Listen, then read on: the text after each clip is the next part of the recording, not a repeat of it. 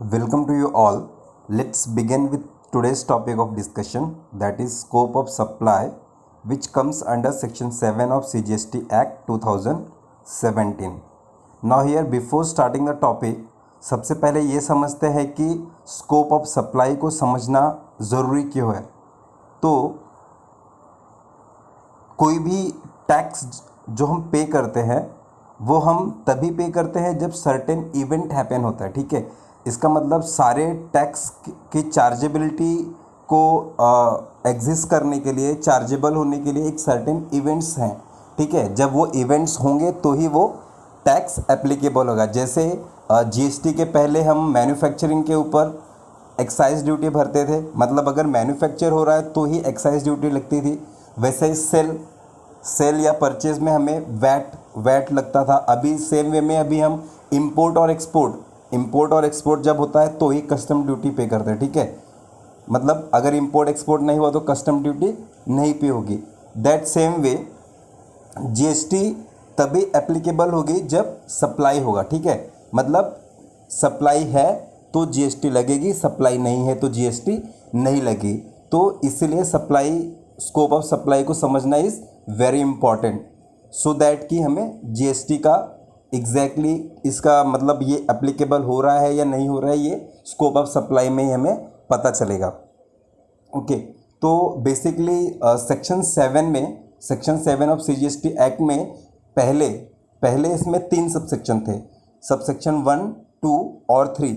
But अभी क्या हुआ कि सबसेक्शन 1 का क्लॉज डी जो था उसको अमेंड करके अभी उसको सबसेक्शन 1 बना दिया गया है, ठीक है।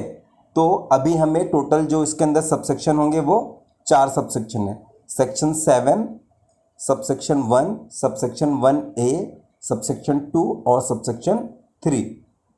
नाउ हम शुरू करते हैं सबसेक्शन 1 से, ठीक है। सेक्शन 7 सबसेक्शन 1 ये हमें सप्लाई का डेफिनेशन देता है।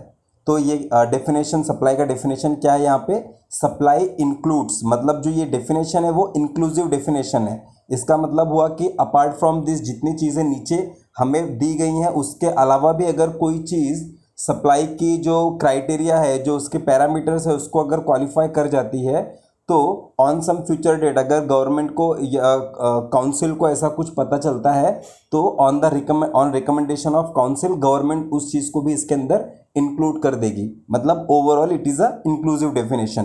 तो सप्लाई इंक्लूड्स, क्लॉज ए बोल रहा है, all form of supply of goods और services such as sale, transfer, barter, exchange, rental, licence, lease और डिस्पोजल। यहाँ पे 7 चीज़ें हमें बताई गई कि ये 7 चीज़ें होंगी तो उससे हम सप्लाई मान लेंगे। 7 चीज़ें क्या हैं? Sale, transfer, barter, exchange, rental, licence, lease और डिस्पोजल, मेड और एग्रीड टू बी मेड। मतलब हो गया है, सेल हो गया है या तो एग्रीमेंट हुआ है कि फ्यूचर में होगा, ठीक है। मेड और agreed to be made for consideration. यहाँ पे consideration word is most important, ठीक है। अगर कंसिडरेशन नहीं होगा तो सप्लाई नहीं मानेंगे, वहां पे कंसिडरेशन होना चाहिए। Consideration is nothing but something in return, जो हमें सब कुछ रिटर्न में मिलेगा, दैट विल बी कंसिडरेशन, ठीक है। Agreed to be made for a consideration by a person in course और फर्दरेंस ऑफ बिजनेस, या तो इन कोर्स ऑफ बिजनेस हो या तो फर्दरेंस ऑफ बिजनेस हो, ठीक है। तो यहाँ पे मैंने जो इंपॉर्टेंट वर्ड बोला वो कंसिडरेशन था। तो कंसिडरेशन मतलब क्या हो गया? समथिंग इन रिटर्न, ठीक है। और सेकंड वर्ड है यहाँ पे इन कोर्स। इन कोर्स क्या हो सकता है? जो डेली के बिजनेस के अंदर जो डेली की एक्टिविटीज होती हैं उससे हम in the course of business बोलेंगे, ठीक है।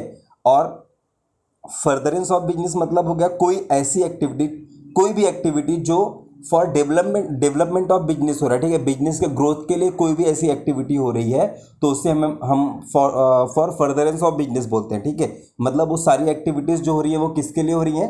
फॉर फर्दरेंस ऑफ बिजनेस के लिए। इन कोर्स ऑफ बिजनेस समझने के लेट्स टेक अ एग्जांपल, एक एग्जांपल लेते हैं। For example, Mr Ram, a practising CMA, carries out activities of accounting, auditing and certifying document. These activities will be considered as in the course of business, ठीक है।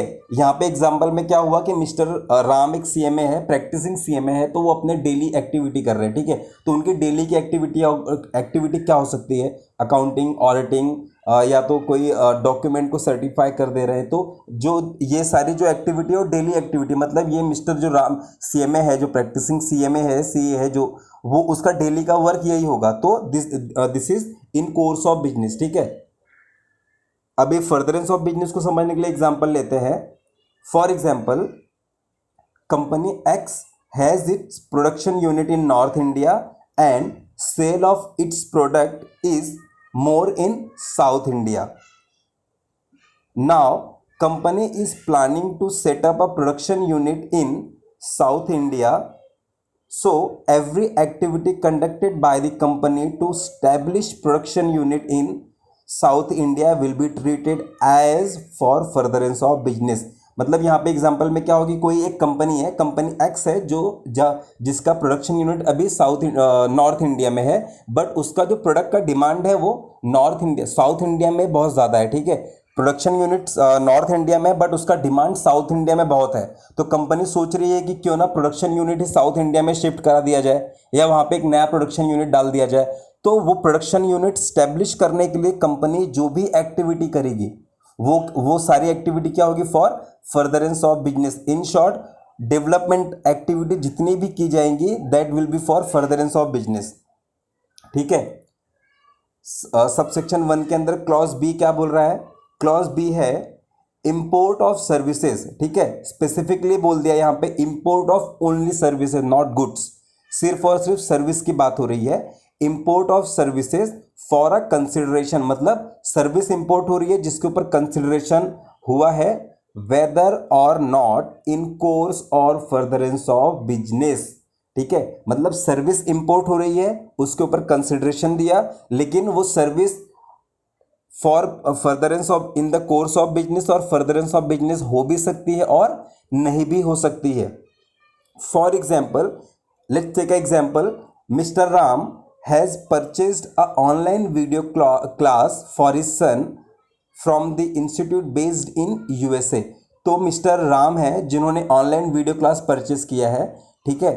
वो जो video class है वो जिस इंस्टीट्यूट से परचेज किया, वो उसका जो लोकेशन है वो है यूएसए में। तो मतलब यहाँ पे इन्होंने सर्विस इंपोर्ट की है और इसके ऊपर कंसिडरेशन दिया, बट ये जो कंसिडरेशन जो भी सर्विस इंपोर्ट किया ये फॉर फर्दरेंस ऑफ बिजनेस नहीं है, ना ही इन कोर्स ऑफ बिजनेस है, ये पर्सनल यूज के लिया हुआ है, पर्सनल यूज के लिए लिया हुआ है। बट देन ऑल्सो यहाँ पे ये सप्लाई हो जाएगी और इसके ऊपर जीएसटी लगेगा, क्योंकि क्लॉज बी हमें स्ट्रेट बोलता है कि कोई भी सर्विस अगर इंपोर्ट कर रहे हैं हम, ठीक है, कोई भी सर्विस अगर हम इंपोर्ट कर रहे हैं जिसके ऊपर हमने कंसिडरेशन भरा है, उसके ऊपर जीएसटी लग जाएगी, नो मैटर कि वो इन कोर्स और फर्दरेंस ऑफ बिजनेस है या नहीं है। एक छोटा सा एग्जांपल और लेते हैं इसको समझने के लिए। इंपोर्ट ऑफ सॉन्ग, ठीक है, इंपोर्ट कर रहा है मतलब डाउनलोड कर रहा है songs for consideration for personal use by mister Sen will also be chargeable for GST. इसके ऊपर भी जीएसटी लग जाएगी, ठीक है, क्योंकि यहाँ पे इसने भी सर्विस इंपोर्ट की, मिस्टर सेन ने भी सर्विस इंपोर्ट किया है, ठीक है, जिसके ऊपर कंसिडरेशन पे किया और ये फॉर पर्सनल यूज है। तो हमें क्लॉज बी ने स्ट्रेट बोल दिया कि कोई भी सर्विस इंपोर्ट हो रही है, कंसिडरेशन दे दिया है, तो उसके ऊपर जीएसटी लग जाएगी, वो इन द कोर्स और फर्दरेंस ऑफ बिजनेस है नहीं है, उससे फर्क नहीं पड़ता, ठीक है। क्लॉज सी की बात करते हैं, तो क्लॉज सी जो है वो स्ट्रेट फॉरवर्ड शेड्यूल 1 की बात करता है, ठीक है। Activities specified in schedule 1 made और agreed to be made without consideration. मैंने क्या बोला कि सप्लाई होने के लिए, मैंने बोला सप्लाई होने के लिए कंसिडरेशन इज वेरी इंपॉर्टेंट। अगर कंसिडरेशन है तो सप्लाई होगी, अदरवाइज वो सप्लाई नहीं मानेंगे। लेकिन हमें जो क्लॉज सी है उसके अंदर स्पेसिफिकली बोल रहा है कि शेड्यूल 1 में कुछ एक्टिविटीज दी गई है, टोटल 4 एक्टिविटीज है शेड्यूल 1 में, कि अगर वो एक्टिविटीज हो रही हैं और उसके ऊपर कंसिडरेशन नहीं हो रहा है तो भी उसे हम डीम्ड सप्लाई मानेंगे, ठीक है। तो शेड्यूल 1 के ऊपर डिटेल वीडियो ऑलरेडी हम आउट है, इसका डिस्क्रिप्शन में आपको लिंक ऑलरेडी मिल जाएगा, तो आप उसको गो थ्रू करके देख सकते हो। शेड्यूल 1, ठीक है, टोटल 4 एक्टिविटीज़ है। और फिर इसके अंदर क्लॉज डी, ठीक है, मैंने पहले ही बोल दिया कि क्लॉज डी को यहाँ पे इन्होंने अमेंड कर दिया है, क्लॉज डी अभी नहीं है, उसके बदले हमें सबसेक्शन 1 पढ़ना है। ठीक है, तो सबसेक्शन 1 बोलता है when certain activities or transactions constitute a supply in accordance with the provisions of schedule subsection 1, they shall be treated either as supply of goods or supply of services as referred in schedule 2। तो 1A जो है 1A वो straight schedule 2 की बात करता है। ठीक है, 1A में हम शेड्यूल 2 की बात करते हैं। तो ये क्या बोल रहा है कि जब कोई ट्रांजेक्शन सप्लाई कॉन्स्टिट्यूट हो गया, मतलब जो ऊपर का सबसेक्शन 1 है उसके हिसाब से सप्लाई हो गई, मान लिया मैंने ये सप्लाई है, लेकिन अभी हमें ये पता करना है कि ये सप्लाई तो है, बट ये सप्लाई ऑफ गुड्स है या सप्लाई ऑफ सर्विस, ये पता करने के लिए हमें शेड्यूल 2 का रेफरेंस लेना पड़ेगा। शेड्यूल 2 में हमें बाइफर्केट करके दिया गया है कि अगर ये ट्रांजेक्शन होगा तो ये सप्लाई ऑफ गुड्स है, अगर ये सप्लाई हुई है तो ये सप्लाई ऑफ सर्विस है। तो शेड्यूल 2 में हमें इसका बाइफर्केशन करके दिया हुआ है। ओके, तो 1A तो शेड्यूल हमने देखा सेक्शन 7 सबसेक्शन 1, उसके अंदर 3 क्लॉज थे A, B, C और सबसेक्शन 1A देखा हमने। नाउ लेट्स अंडरस्टैंड सबसेक्शन 2 की बात करते हैं। ठीक है, तो सबसेक्शन 2 जो है यहाँ पे वो ओवरराइडिंग सेक्शन है जो सबसेक्शन 1 को ओवरराइड करता है। यहाँ पे सबसेक्शन 2 जो है वो बोल रहा है कि सप्लाई एक्सक्लूड, और हमने सबसेक्शन 1 में क्या देखा कि सप्लाई इंक्लूड्स। ठीक है, तो सबसेक्शन 2 में सप्लाई एक्सक्लूड, इसके अंदर जो भी चीज़ें दी गई हैं वो सारी चीज़ें जीएसटी से स्पेसिफिकली एक्सक्लूड करी गई हैं। वो ऑलरेडी वो सप्लाई है बट उसे एक्सक्लूड किया गया है। ठीक है, तो इसके अंदर जो एक्टिविटीज़ है, पहली एक्टिविटी क्या है कि एक्टिविटीज़ और transaction specified in schedule 3। Schedule 3 के अंदर कुछ एक्टिविटीज़ और ट्रांजेक्शन्स दिए गए हैं जो कि जिनके ऊपर जीएसटी नहीं लगेगी।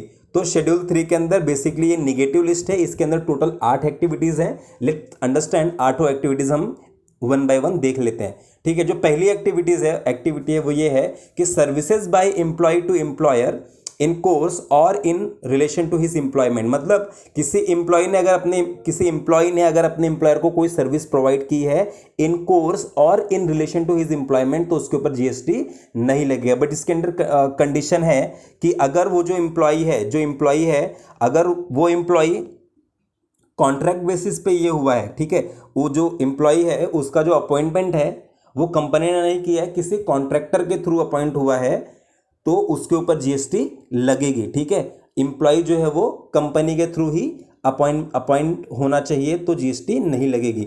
सेकेंड एक्टिविटी है सर्विसेज बाय कोर्ट और ट्रिब्यूनल, मतलब कोर्ट और ट्रिब्यूनल से जो भी सर्विसेज मिलने वाली है उसके ऊपर जीएसटी नहीं लगेगी। थर्ड एक्टिविटी है services by member of parliament and others, मतलब हमारे जो एमपीज हैं उनसे जो हमें सर्विसेज मिलेगी उसके ऊपर जीएसटी नहीं लगेगी। फोर्थ एक्टिविटी है सर्विसेज बाय फ्यूनरल और ब्यूरियल, तो मतलब ये फ्यूनरल और ब्यूरियल की जो सर्विसेज हैं इसके ऊपर जीएसटी अट्रैक्ट नहीं होगी। मतलब ये जो भी हमें एक्टिविटीज़ हम देख रहे हैं ये सबकी सब सप्लाई है, मतलब ये सप्लाई कॉन्स्टिट्यूट होगी, बट इसको एक्सक्लूड किया गया है, गवर्नमेंट ने स्पेसिफिकली इसको एक्सक्लूड किया है, इसके ऊपर जीएसटी अट्रैक्ट नहीं होगी। फिफ्थ एक्टिविटी है sale of land and building. ठीक है, इसके ऊपर अब जीएसटी क्यों लगता है, क्योंकि इसके ऊपर हम क्या भरते हैं, इसके ऊपर हम भरते हैं स्टैम्प ड्यूटी भरते हैं। ठीक है, लैंड बिल्डिंग के सेल के ऊपर स्टैम्प ड्यूटी भरते हैं, इसलिए जीएसटी भरना नहीं पड़ेगा। सिक्स्थ एक्टिविटी है actionable claim other than lottery, betting and gambling. Actionable claim क्या हो सकता है, जैसे एक्शनेबल क्लेम मतलब हुआ कि जैसे लेट्स टेक एग्जांपल कि जो एलआईसी की पॉलिसी होती है, जो हमें लास्ट में जो मैच्योरिटी में जो अमाउंट मिलने वाला है उससे हम एक्शनेबल क्लेम बोलेंगे। ठीक है, तो इसके ऊपर जीएसटी क्यों नहीं लग रहा है, क्योंकि जब भी हम एलआईसी का जो पॉलिसी हमने परचेस किया हुआ है उसका जो हम प्रीमियम भरते हैं तो वो इंक्लूसिव ऑफ जीएसटी होता है, उसके ऊपर ऑलरेडी हम जीएसटी भरे होते हैं। ठीक है, अभी ऑन फ्यूचर डेट जब वो मैच्योर होगा हमें कुछ लमसम अमाउंट मिलेगा, जो ठीक है जो मैच्योरिटी अमाउंट मिलने वाला है उसके ऊपर भी जीएसटी नहीं लग सकता ना, क्योंकि डबल जीएसटी, ऑलरेडी प्रीमियम के ऊपर जीएसटी भरा मैंने और उसके बाद में जो मुझे यहाँ पे लास्ट में लमसम अमाउंट कुछ मैच्योरिटी में अमाउंट मिलने वाला है उसके ऊपर भी जीएसटी नहीं भरना है फिर, क्योंकि ऑलरेडी प्रीमियम पे जीएसटी पे किया है। सेवेंथ एक्टिविटी है supply of goods from a place, supply of goods from a place in the non-taxable territory to another place in the non-taxable territory without such goods entering into India। ठीक है, एकदम easy way में समझना। जैसे कि supply, अभी supply कहाँ से हो रही है, नॉन टैक्सेबल टेरिटरी से। कहाँ पे की जा रही है, नॉन टैक्सेबल टेरिटरी में, और वो गुड्स इंडिया में एंटर भी नहीं हो रहा है तो जीएसटी पे करने का कोई सवाल ही नहीं उठता यहाँ पे। एट्थ एक्टिविटी है, एट्थ एक्टिविटी के अंदर टोटल दो एक्टिविटीज है। एक्टिविटी ए है एट्थ में, पहली एक्टिविटी है supply of warehouse goods to any person before clearance of home consumption. मतलब वेयर हाउस में गुड्स इंपोर्ट किया गया गुड्स है, वेयर हाउस में स्टोर करके रखा हुआ है, और होम क्लियरेंस, उसका होम क्लियरेंस मतलब उसको क्लियर नहीं करा गया, उसकी ड्यूटीज पे करके उसको क्लियर नहीं किया गया है। और अगर वैसे गुड्स की सप्लाई हो रही है तो उसके ऊपर जीएसटी नहीं लगेगा, क्योंकि इंपोर्ट कंप्लीट नहीं हुआ। जब तक इंपोर्ट कंप्लीट कब होगा, जब bill of entry importer submit करके उसको क्लियरेंस करा लेता है तो इंपोर्ट कंप्लीट होता है। तो यहाँ पे इंपोर्ट ही नहीं कंप्लीट हुआ है तो यहाँ पे जीएसटी अट्रैक्ट नहीं होगा। तो इंपोर्ट के ऊपर हम डीम्ड इंटरस्टेट सप्लाई होता है और इसके ऊपर आईजीएसटी अट्रैक्ट होती है। और इसके अंदर जो दूसरी एक्टिविटी है बी है वो ये है supply of goods by the consignee to any other person by endorsement of documents of title to the goods after the goods have been dispatched from the port of origin located outside India but before clearance for home consumption। ठीक है, इसके अंदर ये क्या बोल रहा है कि कंसाइनी ने जो गुड्स है वो सप्लाई कर रहा है, कौन कर रहा है, कंसाइनी सप्लाई कर रहा है। ठीक है, कब कर रहा है, मतलब कैसे कि इंडोर्समेंट करके डॉक्यूमेंट ऑफ टाइटल को इंडोर्स कर दे रहा है किसी पर्सन को।